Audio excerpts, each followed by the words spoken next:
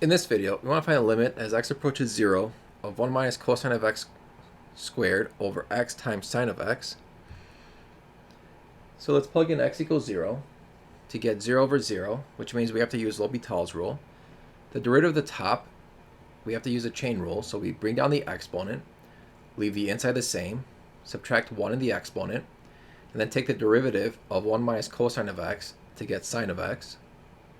Now take the derivative of x sine of x, that's sine of x plus x times cosine of x. Now I'm going to separate this into two separate limits. The first limit will have 2 times 1 minus cosine of x, so just this guy. And the second limit, we're going to have everything else. Now, if I plug in x equals 0 in the limit, we have 1 minus cosine of 0. Cosine of 0 is 1, so that's just 2 times 0, which is just 0. And then for the second limit, I'm going to multiply the top and the bottom by 1 over x. So that's just sine x over x in the numerator, and the denominator sine x over x plus cosine of x. And then 2 times 0 is 0. Now I'm going to use a quotient rule of limits.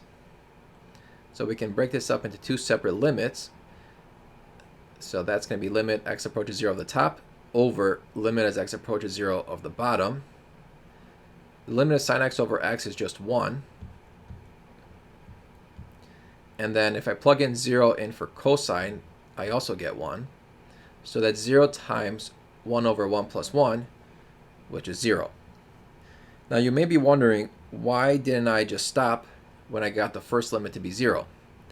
The answer is because we want to make sure this limit was defined.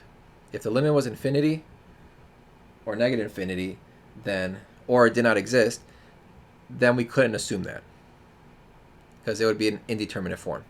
So we know that this second limit is 1/2, so 0 times 1/2 gives us 0, and that's our answer.